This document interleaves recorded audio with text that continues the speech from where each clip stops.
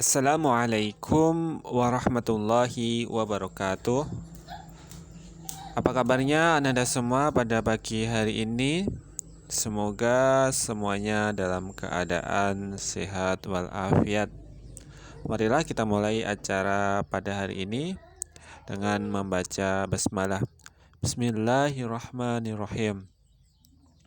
Untuk pertemuan kedua kali ini dengan saya Ustadz Abdul Qadir. Kita masih mempelajari tentang kitab Allah, yaitu Al-Quran.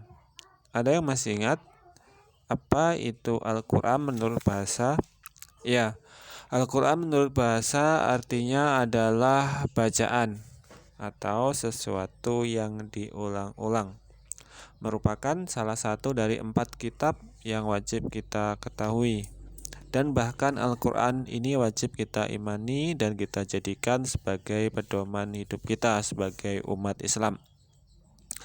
Pada kesempatan hari ini yang kita bahas yaitu tentang keutamaan membaca, menghafal, mempelajari Al-Quran, serta kewajiban mengamalkannya. Bagaimana? Apakah kalian semua sudah bisa menghafal membaca Al-Quran? Jika belum bisa membaca Al-Quran, silahkan lebih giat lagi untuk belajar membaca Al-Quran sehingga dapat membaca Al-Quran dengan lancar. Apakah kalian hari ini sudah membaca Al-Quran?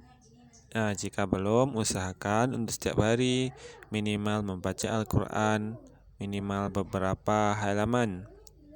Baik, untuk hari ini yaitu yang pertama kita akan belajar tentang keutamaan membaca Al-Quran. Membaca Al-Quran memiliki banyak keutamaan dan manfaat kepada diri kita, baik kehidupan di dunia maupun di akhirat kelak. Yang pertama, membaca Al-Quran itu mendapat pahala yang berlipat ganda. Al-Quran sangat banyak pahalanya ketika kita baca. Mendapat kebaikan setiap huruf dari yang kita baca. Rasulullah SAW pernah bersabda yang artinya, siapa yang membaca satu huruf dari kitab Allah, dia akan mendapat satu kebaikan. Kebaikan itu akan dilipat gandakan menjadi 10 kebaikan. Aku tidak menyebut alif lam mim satu huruf, tetapi alif satu huruf, lam satu huruf, dan mim satu huruf. Hadis riwayat Tirmidzi. Berdasarkan hadis tersebut, pahala yang kita dapatkan yaitu dihitung setiap huruf. Bayangkan kalau kalian sehari membaca minimal 1 halaman, berapa huruf yang banyak dalam 1 halaman tersebut? Tentu sangat banyak dan pahalanya sangat banyak. Dan tentu akan sangat rugi ketika kita tidak pernah membaca Al-Quran. Oleh karena itu, kalau belum bisa, sekalilah berusaha belajar membaca Al-Quran dengan baik. Yang kedua, manfaat atau keutamaannya yaitu sebagai syafaat atau pertolongan pada hari kiamat. Nah, pada hari kiamat salah satunya yang dapat memberi pertolongan yaitu bacaan Al-Quran kita. Bacaan Al-Quran kita akan memintakan ampunan kepada Allah atas dosa-dosa yang kita perbuat. Karena di dunia kita rajin membaca, makanya Al-Quran yang selalu kita baca, yang kita hafal, yang kita cintai itu dapat memberi syafaat atau pertolongan kita di hari kiamat. Rasulullah SAW bersabda yang artinya bacalah Al-Quran karena bacaan itu di hari kiamat akan datang memberi syafaat kepada orang yang membacanya.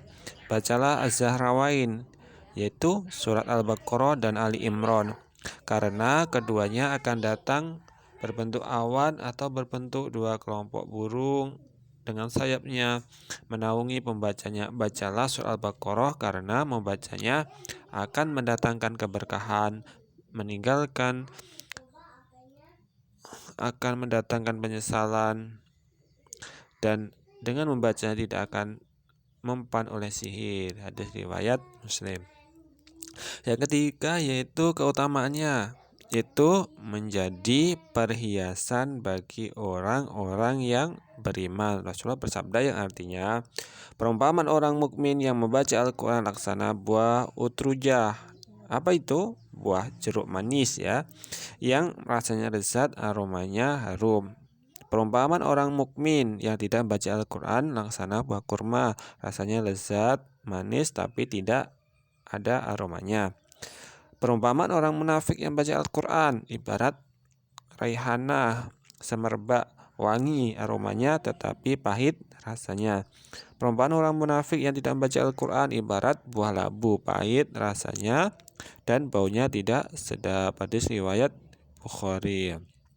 Itulah tadi ya, bagi orang mukmin, dia kalau dia membaca Al-Quran, dia rasanya lezat dan baunya wangi.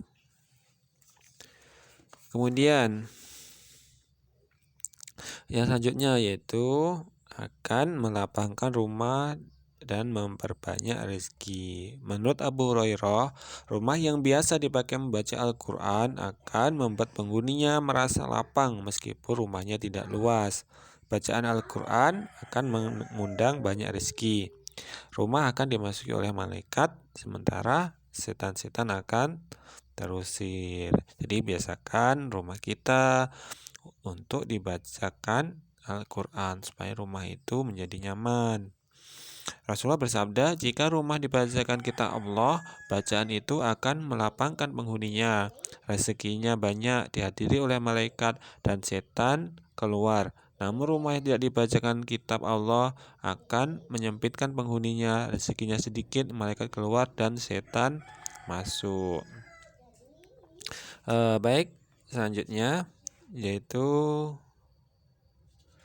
tentang ini bacaan berapa lama harus membaca Al-Quran. Nabi mengajarkan sunnah khatam Al-Quran minimal sekali dalam sebulan. Artinya rata-rata membaca Al-Quran minimal 1 juz dalam sehari. Syukur-syukur bisa menghatamkan Al-Quran dalam 7 hari. Selanjutnya yaitu keutamaan menghafal Al-Quran. Nah, ketika kita sudah bisa membaca dengan baik, mari berusaha menghafal Al-Quran.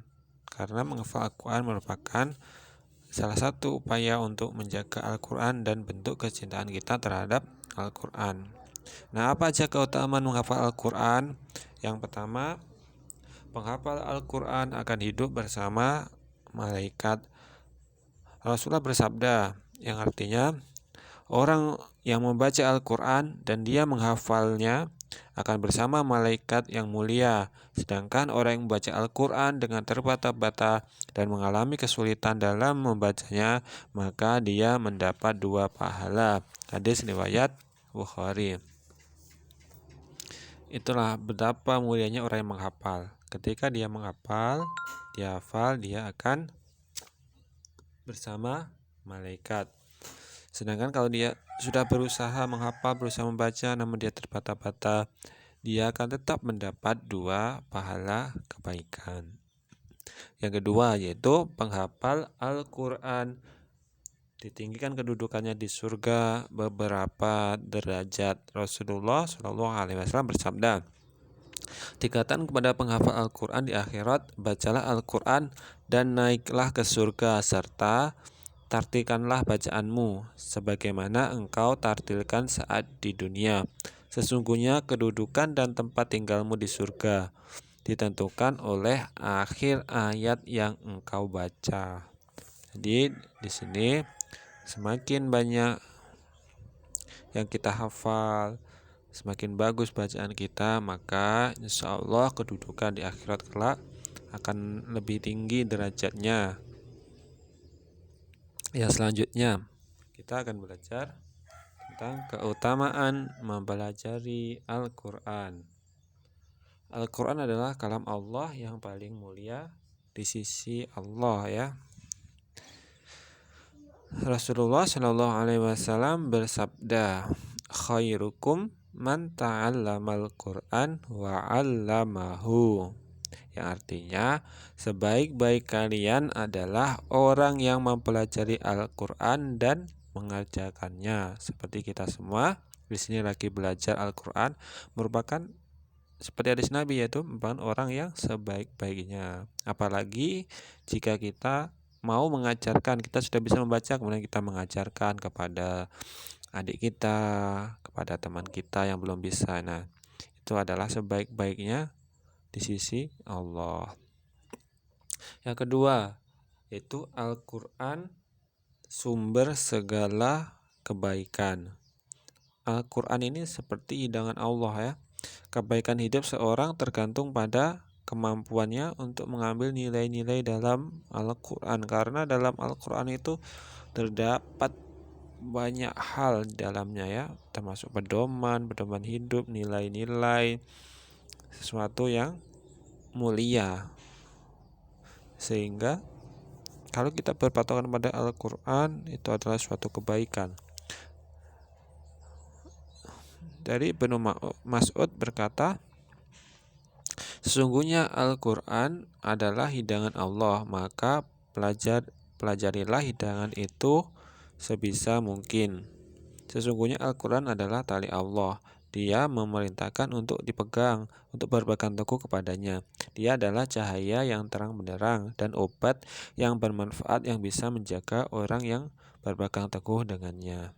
Kemudian yang nomor 3 atau C, itu satu ayat lebih baik dari seekor unta. Ini diriwayatkan dari Utbah bin Amr. Rasulullah menemui para sahabatnya di Safah atau teras masjid di Madinah. Rasul bertanya, siapa di antara kalian yang ingin di setiap pagi pergi ke Buton atau Aqi, nama tempat di Madinah, untuk mengambil 2 ekor unta besar, tidak berdosa dan tidak memutuskan tali silaturahmi, artinya halal bukan mencuri.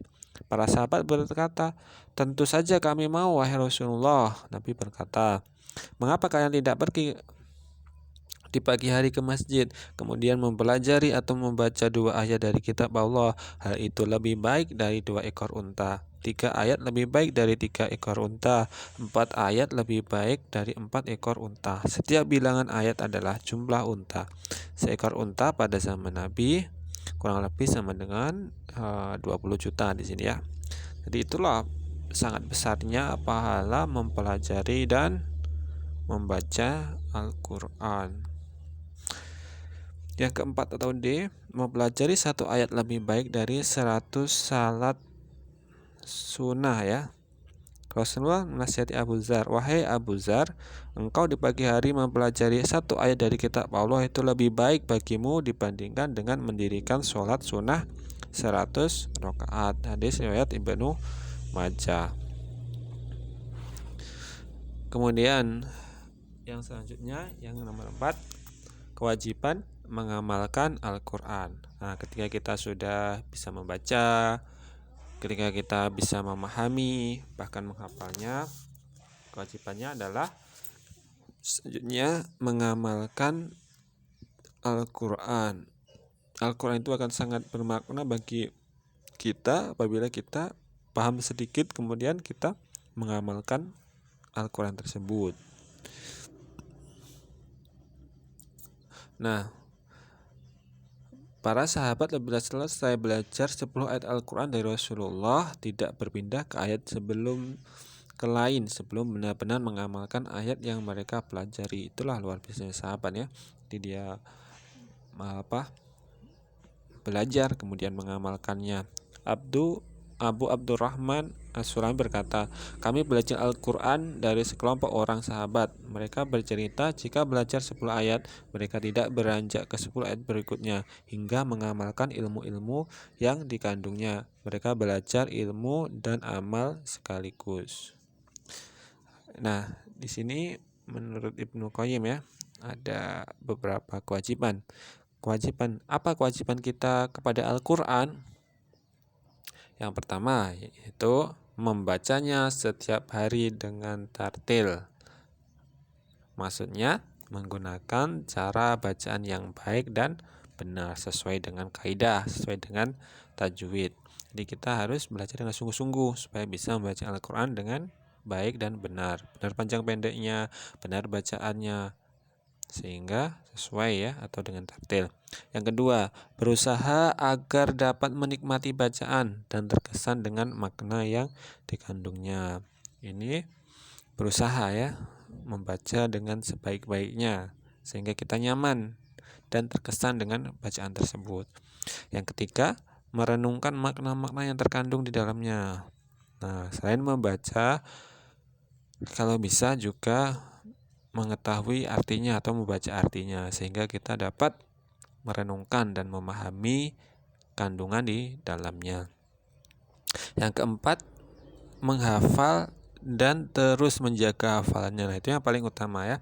Jadi selain kewajiban kita menghafal, yaitu kita harus menjaga hafalannya. Karena kalau bukan kita orang muslim, siapa lagi yang akan menghafal Al-Quran? Jadi Al-Quran itu memang harus kita hafal dan kita jaga hafalan-hafalan kita. Walaupun nanti hafalan 1 juz atau lebih, tetap harus kita menjaga, karena menjaga itu juga berat, makanya butuh usaha dengan sungguh-sungguh. Yang kelima yaitu mengamalkan ajaran-ajarannya. Jadi ajaran-ajaran yang diajarkan dalam Al-Quran, ketika kita sudah tahu, misalkan perintah sholat, perintah zakat, dan lain sebagainya, harus kita amalkan dengan sungguh-sungguh. Tidak melakukan salah satu dari kelima kewajiban ini merupakan bentuk mengabaikan Al-Quran. Allah berfirman, wa qala ar-rasulu ya rabbi inna qaumi ittakhadhu hadzal qur'ana mahjura. Artinya, Rasul berkata, wahai Tuhanku, sesungguhnya kaumku menjadikan Al-Quran ini sesuatu yang tidak diacuhkan. Surat Al-Furqan ayat 30.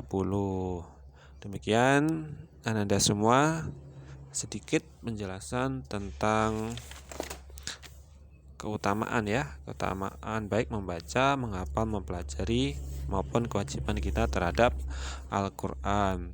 Silakan Al-Quran jadikan pedoman hidup kita. Prinsipnya khairukum man ta'allamal Qur'an wa 'allamahu. Sebaik-baik kalian adalah orang yang belajar Al-Qur'an dan mengamalkannya.